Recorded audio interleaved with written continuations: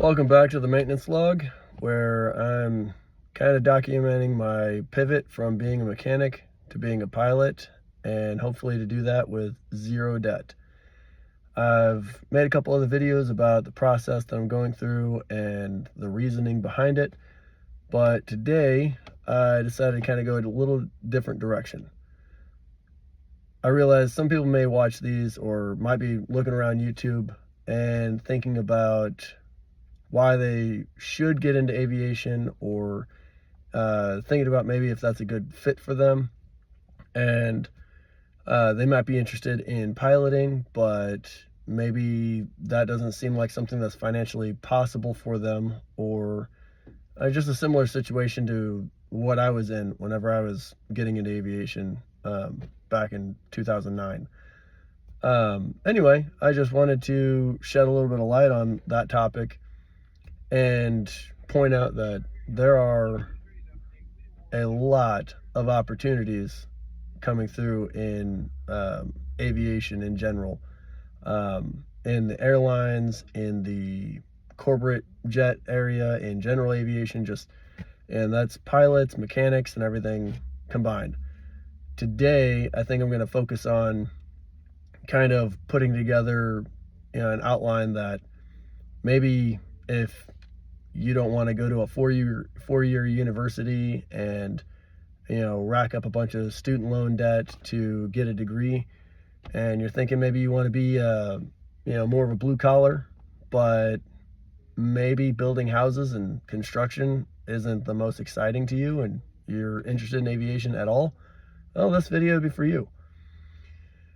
There are a lot. I don't have a specific number, but there are a lot of experienced mechanics right now in aviation that are leaving due to retirement or some other form. Maybe there's a lot of mechanics that are switching over to piloting. But either way, there are a lot of mechanics that are leaving the maintenance field right now. They're leaving the shop floors, and there's a huge shortage that we're already feeling, but we're going to see more of later. I do have a couple numbers with me. For instance, a report put out by Boeing, as of 2025, they're in need of 710,000 mechanics worldwide. That's projected over the next 15 to 20 years. And 123,000 of those are in the US exclusively. So over the next 15 to 20 years, they need experienced mechanics, 123,000 of them. And that's assuming that everything as far as growth of aviation stays the same. So if a new manufacturer shows up, or if people just start flying like crazy, that demand is going to go up. But definitely doesn't look like it's going away anytime soon. And an aircraft mechanic is probably one of the last jobs that has to worry about AI taking their job. So we've got another report that says, from the ATEC Oliver Wayman, there's a current shortfall around 24,000 in North America alone, and roughly 9 to 10% of the required positions, like meaning the maintenance personnel that they really, really need to keep the planes in the sky, we're missing 9 to 10% of those people as of 2024 to 2025. So that means there's a lot of opportunities for people to come in as new mechanics, and there's a lot of opportunities for existing mechanics to maybe negotiate some better pay. Because a lot of us are probably doing the job of 2 or 3 mechanics already anyway. There's another one that's talking about, this one came from US Aviation. There's a gap in commercial aviation specific, that's 5,300 certified A&P mechanics that are missing in 2025. So that's, like the airliners, specifically. So like the major airlines are missing over 5,000 people that they really need. They need people to get their A&Ps and come into the workforce and start turning wrenches. And it looks like that same statistic with the airliners. It looks like over the next 3 years, that's going to grow up to about they're going to need 40,000 mechanics. There's going to be roughly 40,000 unfilled positions between now and 2028. So we need mechanics, and we need them bad. There's not really a lot of technology that's coming up that's going to be able to replace the technician on the floor, to replace that experienced wrench turner, and it's honestly it's a great career path. It's been good to me for the last 13 years or so. Um, and it works out well. I mean, you find yourself in the right shop, and especially if you're in the airlines, you're turning wrenches and you get free air travel anywhere that airline goes. You get free flight benefits. So you want to go to Hawaii and vacation there? Awesome. Book yourself a hotel, book a rental car, and then the flight is free. It's one less thing you have to worry about. You want to take your family to Italy? If you're working for like American or United or one of the major airlines that flies that route, yeah, you can pack your family up, fly to Italy. It's a great option, and you save a lot of money on travel. You get to go out and see the world, or you could stay within your own country if you want, whatever. But it's a huge benefit. You don't get that in a lot of places that you work. I mean, you're not going to get that if you're working at a Chevy dealer. They're not going to be like, hey, yeah, you can get free air travel. No, it's exclusive to aviation, obviously. And so there's a lot of different things that people are doing, that different companies are doing to try and compensate for this. Obviously, the pay is increasing. I've noticed that myself from just pure observation, different jobs that I've applied to, and friends that I have in the industry. I know a guy right now. He's a buddy of mine. We've been working together for a while. He left the shop that I'm in, and he went over to a general aviation maintenance center. He's working on like Cessnas and Pipers. He's making $46 an hour, and he works 4 10s. So he has a 3-day weekend every weekend, unless they have like a FAA inspection coming up, and then everybody goes in on a Friday, cleans up, and gets ready for the inspectors, because those guys will nitpick everything. Anyway, that's a whole different video probably.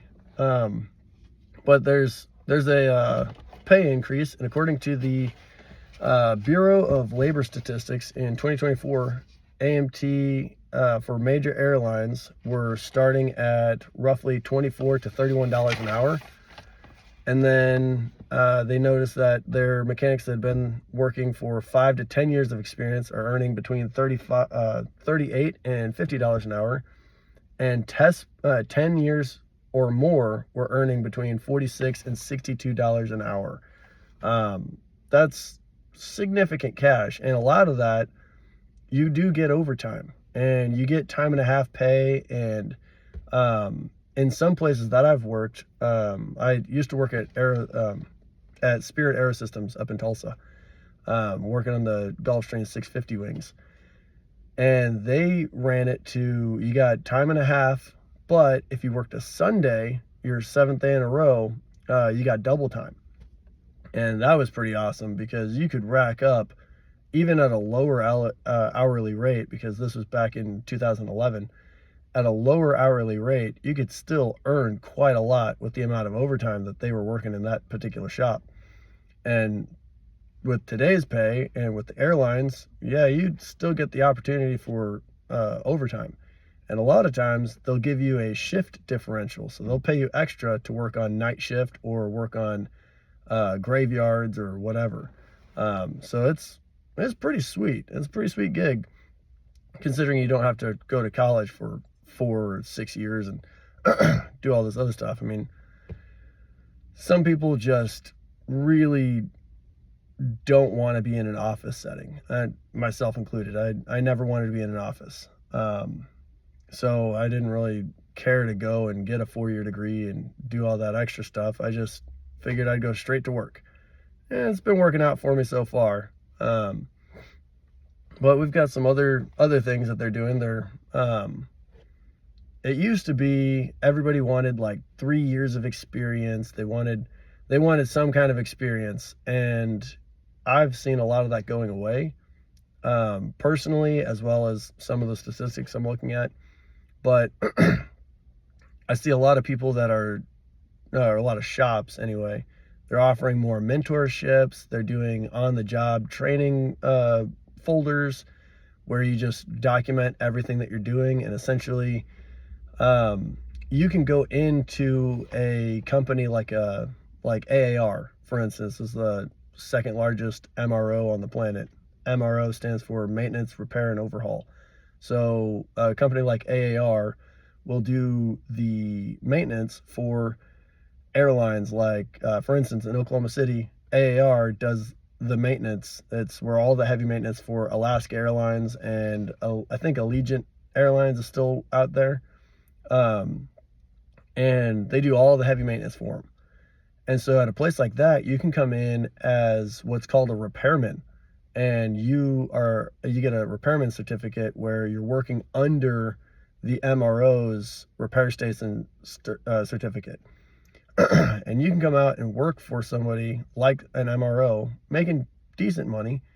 You're not going to be making, the numbers we were talking about previously just yet, but you can be a repairman for 3 years and take that experience, that on-the-job training, and you can go get your authorization to test with the FAA to go get your written exams done and do your oral and practical exams and get your airframe power plant certificate, which is what you require, or what most companies require, to consider you a certified mechanic and start building experience. Because any experience you build as a repairman doesn't stay really with you. That stays with the shop.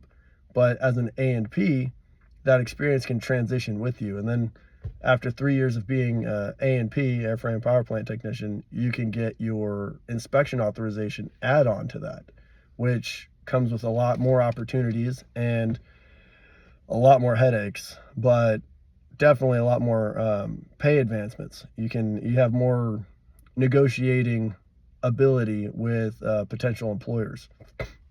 So that's kind of a big deal. But I mean, you're looking at starting as a repairman, let's say at $14 an hour, which isn't great, but for some people might be all right. And I mean, if you're a 17-year-old kid, $14 an hour is pretty good, especially if you're able to stay living with your parents for a few years, And then by the time you're 20, you've got your A&P certificate if you don't go to school for it. You got your A&P certificate, and it's debt-free at this point. So you get your A&P, and now you can take that over to like an airline, or, get a few dollar raise at the MRO that you're working at or something like that. And you could get a substantial pay bump. And then let's say 3 more years goes by, that puts you at age 23, you've got your inspection authorization. You can take that with you to get better pay, and you can be an inspector at at an airline or something like that. And some of those inspection positions at airlines and corporate aviation jobs and stuff, they might pay you like $38 an hour, $45 an hour, something like that. You get paid a little bit more. And if you do get on with the airlines, they have kind of like a graded pay rate where they pay you per, for all the certificates you get, and they pay you for the number of years you're out there, and it works up from there. And some of those places, you make about $60 an hour. I mean, I've got some basic numbers down here. Yeah, I mean, we talked about the 10 plus years, that's $62 an hour, but they're shifting some of that. I know United are starting people out around $36 an hour, and then over the span of 6 years, you'll work up to between $50 and $60 an hour if you get to be an inspector and you're highly certified. And that's serious cash. I mean, before you're 30, you're going to be making 6 figures a year, and you'll still have the flight benefits and everything else. So it's pretty pretty solid if you go that route. But there's been a 15 to 30% pay growth for many of the starting positions. So what I saw when I was starting out in the industry, the last 5 years, especially since the pandemic, has been pretty great. It's blown up. Comparatively, it was like a slow trickle to begin with, and then after the pandemic, everything just kind of started gaining a lot of traction as far as higher pay goes. We got the major airlines. This is broken into like major airlines, MRO, general aviation, and corporate. With the major airlines, they're starting right now at $45,000 to $60,000 a year for zero experience. The more experience you get, like 5 years or so, they're going up to $80,000 to $120,000 for pay that's more experienced. The MROs, your places like AAR, they're going to start out around 40 to 52,000, and that seems about right. That's about what I was starting whenever I was working there at AAR, and their experience is about 45 to 85,000. Now, with most of them, you're really going to have to negotiate yourself pretty hard for that, because unlike the airlines, the MROs, most of them, you're not going to have like a union or anything. So it's going to come down to your individual effort and how much you're willing to fight for yourself. But still, great career opportunities. And I do believe that you get partial flight benefits. I know when I was leaving AAR, they had worked out a deal between them and Alaska that the AAR employees got a pretty sizable discount on Alaska airline tickets. So that might be expanding also. Then if you look at your general aviation FBOs, which is a fixed base of operations, they do a wide range of services at FBOs. So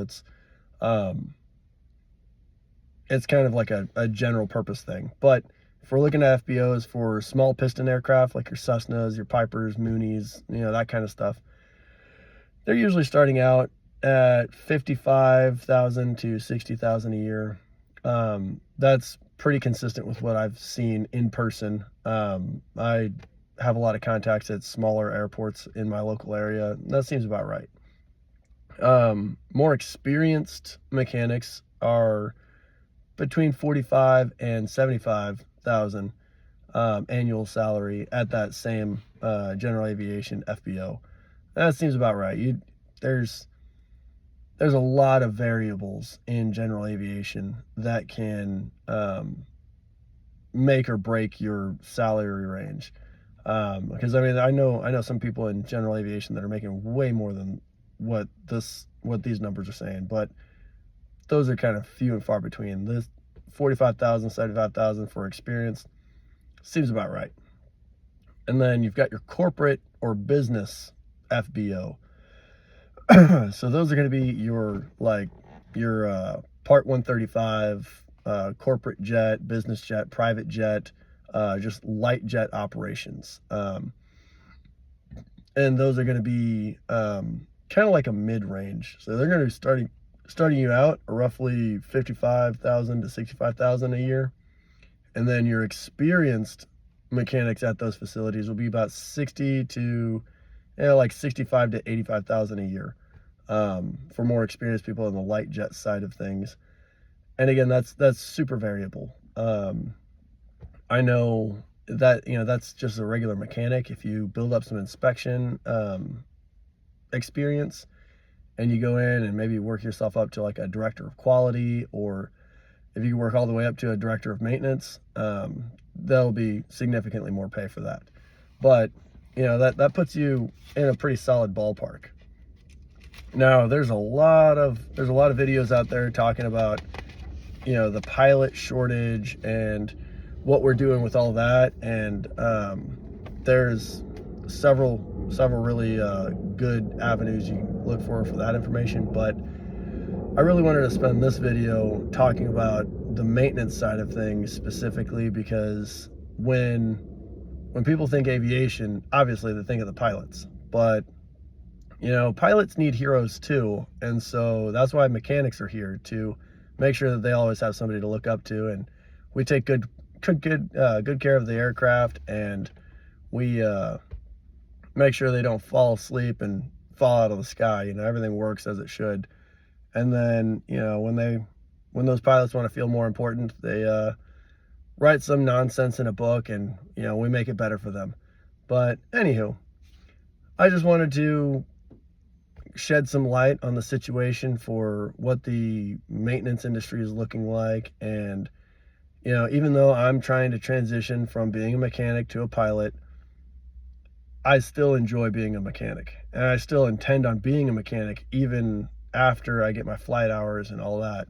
I'm not even sure if I want to be an airline pilot. I'd be super happy just being a flight instructor, just going out and flying, touch and goes and flying the pattern, for hours a day. It seems pretty solid to me. Or maybe a corporate pilot would be cool too. But either way, preferably if I could be a pilot and keep my beard, that'd be ideal. But that's a bridge I'll cross when I get to it. If I gotta shave, I gotta shave. But either way, hopefully this video is helpful to you guys. And it's about the process, and it's about the love of aviation. Perfect timing. Anyway, tune in next time for a little bit more insight. Thank you for watching the maintenance log.